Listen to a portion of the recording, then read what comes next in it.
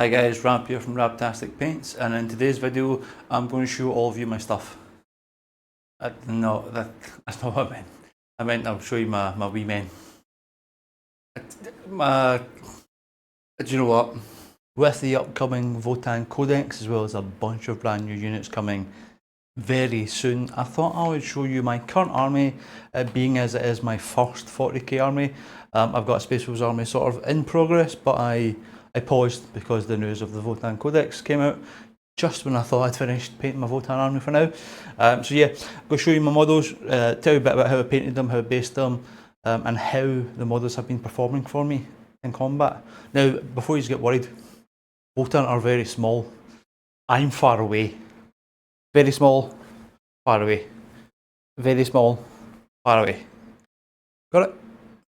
So first up we have our main men, our boys, the warriors. Now I keep calling them Hecaton salvagers because that's what they were to me first. You'll notice that the first lot have pink bases.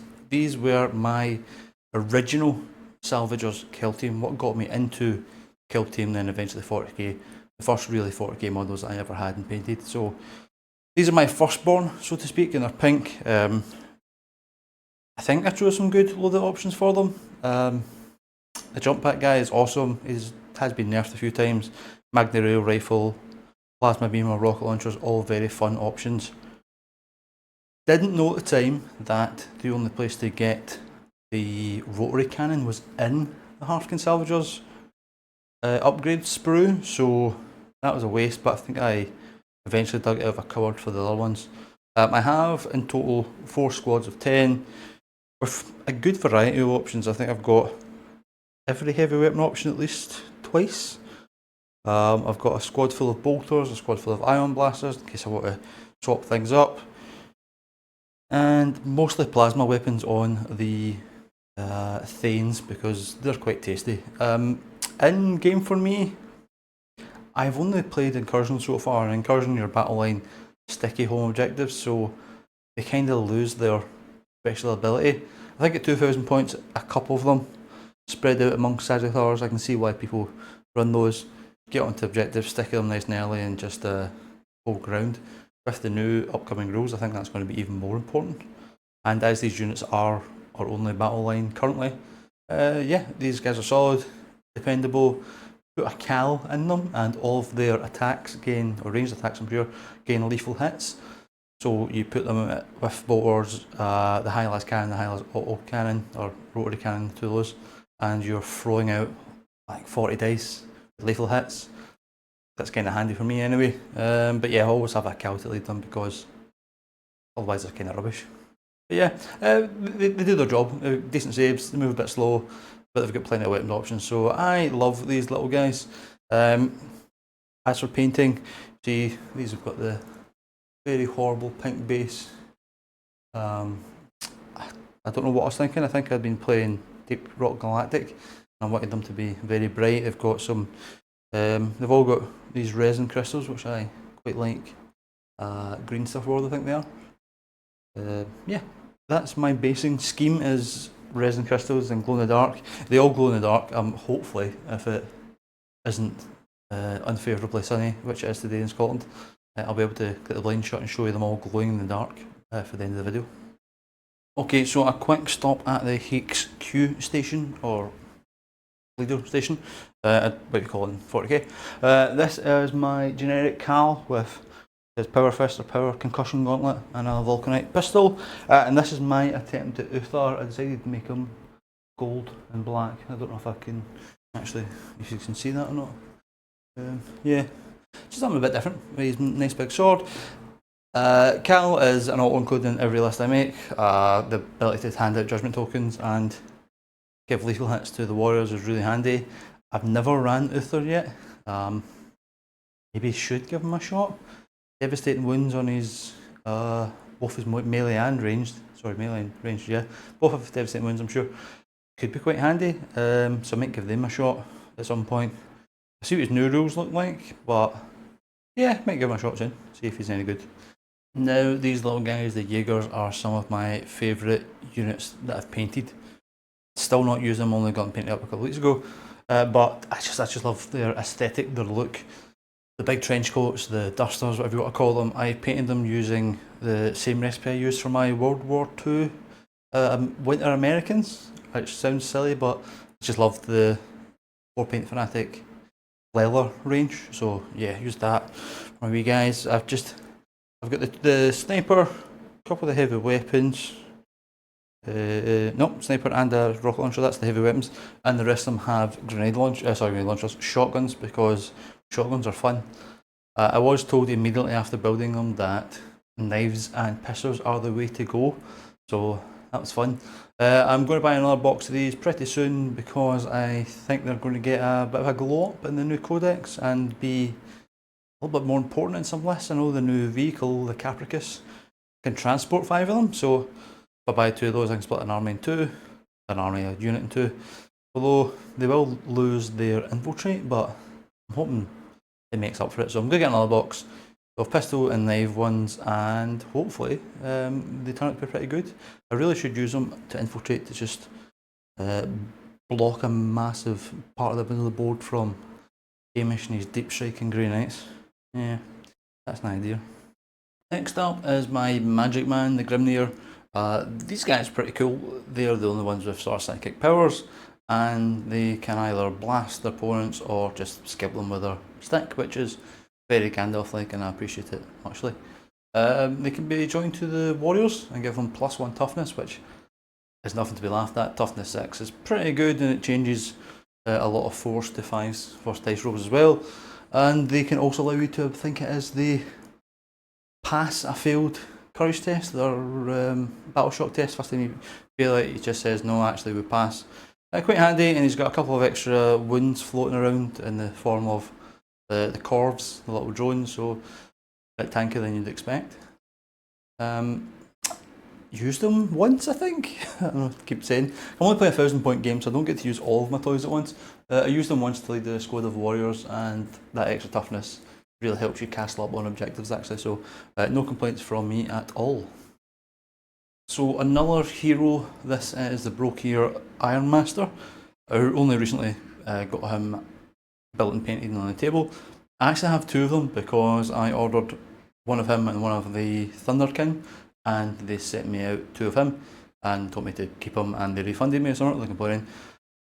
I might build the second one depending on the Codex. I think it looks like there's going to be a detachment for mad scientist types, and he definitely fits in that bill. And at 2,000 points, they heal vehicles, that's their thing, and give your unit +1 to hit, although that actually that rule might stay. +1 to hit's kind of pointless when you have grudgment tokens, grudgment tokens. So not the greatest of units. But yeah, maybe they might change that rule. But I'll keep the second one in the cupboard. If I want to paint it, I will. If not, I'll probably sell it to someone. But yeah, I quite like him. The hammer and his gun anti-vehicle, really fun. And he can lead the Thunderkin, which is what I'll show you next, because I have just finished them and I'm going to get them on the table this weekend. As promised, the Thunderkin. Now, I love these guys. They just look so cool. Big memories of aliens with a walker suit thing. Yeah, they just look like miners that have decided to go rogue and start killing people. Free weapon options as well. I should have magnetised them, I really should have, but I picked the conversion beamer because that conversion rule is pretty sick. The Hecaton has it as well in one of its guns, and basically if you're over half range, so 12 inches plus away from your target, you critically hit on a 4-up. Now considering these hit on a 4-up, it means that almost every hit, unless you're got +1 to hit, is a critical hit, which sets off your sustained hits D3, or you can play it safe and use the stratagem that gives you sustained hits 2 against judged units. So you're like, yeah, those 6 attacks are becoming 18 attacks? Yeah, I can count. Yeah, I think it's quite good. They're quite strong. The other 2 weapons, one is very anti-vehicle, one is very anti-infantry. I have another box of these to build up as well. I will probably just build them with conversion beamers to keep a unit of 6. Unit of 3 and the Brokier Iron Master, you can fit in the Hecaton, so I think my plan is put them all in Hecaton with a heavy conversion beam on Hecaton, park 13 inches away from my enemy's greatest threat, kick them out, and get blasted. And I think the special rule for the Hecaton lets you re-roll the wound for anyone that's came out and is shooting the same target as you, so that's going to be fun. I am very much looking forward to getting them on the table and playing them soon. On to perhaps the best units in the army. 2 Einhir Hearthguard, one with an axe, one with a hammer. The hammer's disgusting. And 20 Einhir Hearthguard, 4 squads of 5 or 2 squads of 10, because there's only 2 Hessier, which are like the Thanes of the Hearthguard. But I'm sure my opponent wouldn't mind if I ran 4 5s instead of 2 10s. Absolutely incredible work these guys do. They have 2 melee weapons, including a grenade launcher, which is d6 attacks. So if you're firing a whole squad, it's 10 d6 attacks. Yeah, it's like strength 4, AP 0, damage 1. But if you were fighting Plague Bearers or any sort of chaff unit, it would just demolish them. So they're really cool. They hit hard in melee and range. They've got plasma guns or disintegrators, or they've got plasma gauntlets or fists. The Hessiers have hammers as well. These guys just rock. I absolutely love them. They do the business. They're quite expensive, but I think it's 150 or 320 for a full squad of 10, but they absolutely do the business. Obviously most of my games have been against Hamish's Grey Knights, and they quite handily beat on Grey Knights, so I have nothing really bad to say about them.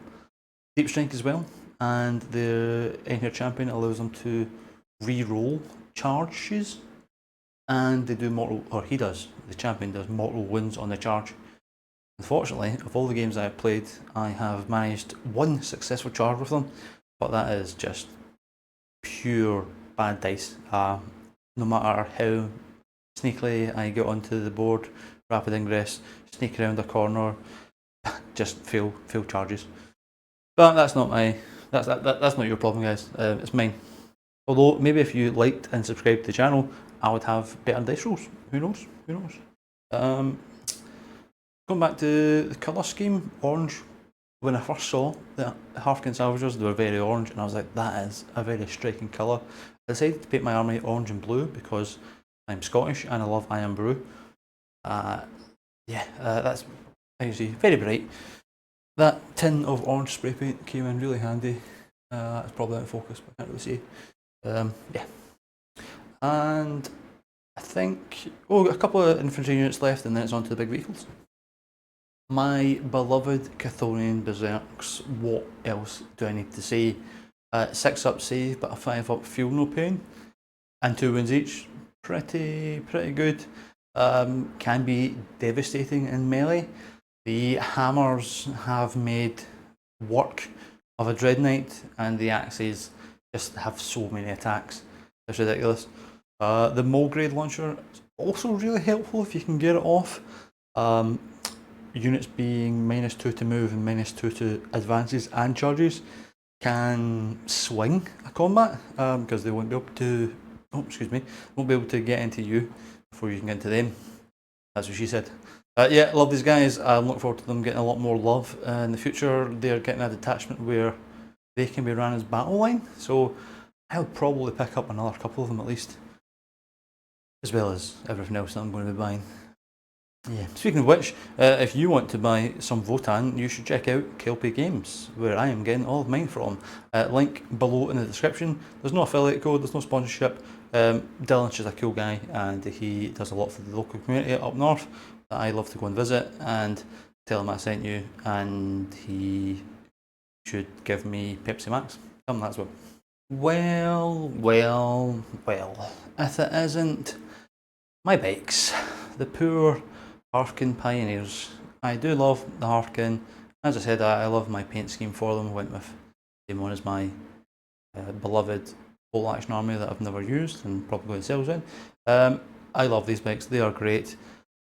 Unfortunately, in what is most definitely human error, user error, picnic as a work colleague calls it, problem in chair, not in computer. These guys always die first round for me.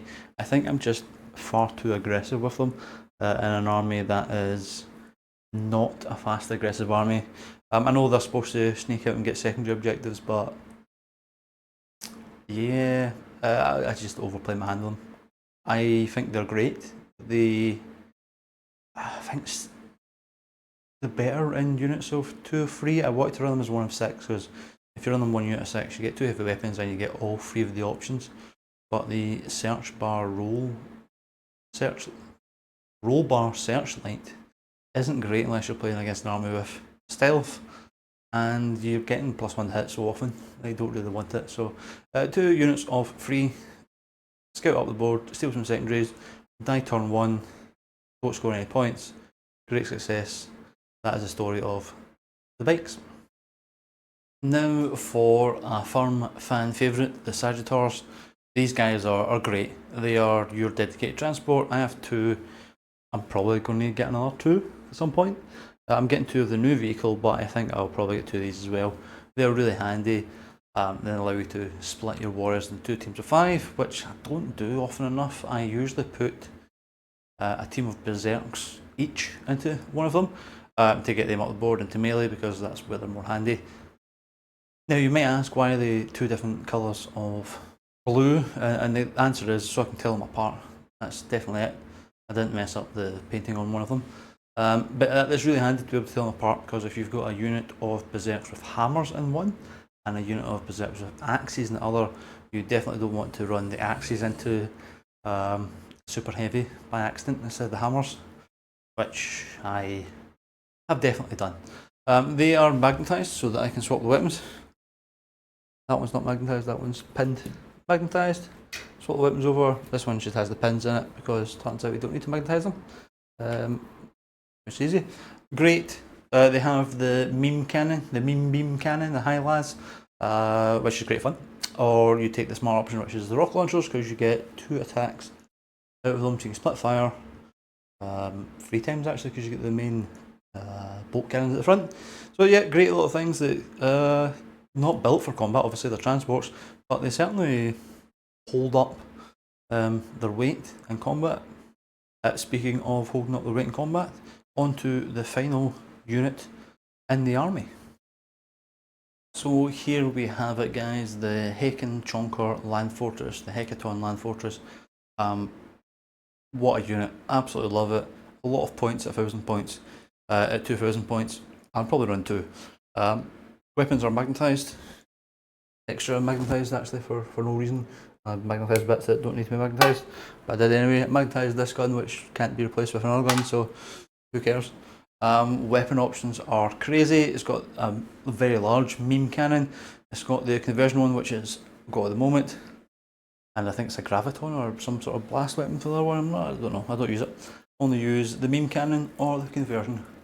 It's got the machine gun at the back, and either 1 bolt, 1 twin bolt, 1 ion, twin ion, or a mixture of them. I run 1 of each so I can split fire with 4 different weapons. It also is toughness 12, so when you ram it into a unit and use tank shock, you roll 12 dice, which is really, really fun. It's just a great centrepiece. The arm as well. Mine isn't completely finished, as you can see. The windows still need painted. But yeah, absolutely love it. It's one of my favourite models in the army. As soon as I saw it, I knew I needed to have one. And like I said, I will probably get a second one pretty soon, unless they get nerfed. Oh my god, what if they get nerfed? But I hope not. And yeah, that's it. I think I've got at least one of every unit so far in the Votann army. I don't think I'm missing anything. Yeah, that's my army, guys. And as promised, here they are in the dark, which is quite difficult to film, it turns out, because there is no light.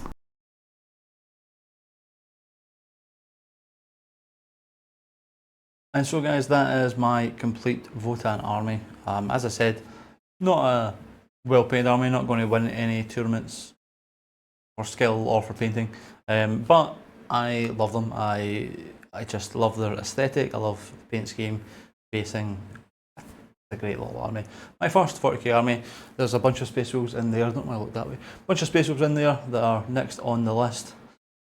after the new Votann came out. Speaking of which, Amazon Man was here and dropped off some more Thunderkin, so that is today's plan. But yeah, again, I hope you guys are looking forward to the new Votann as much as I am. Again, if you're in Scotland or maybe England and you want to pre-order some couple of games, I will put the link below. Go check them out, tell them Rab sent you, and I'll see you in the next video.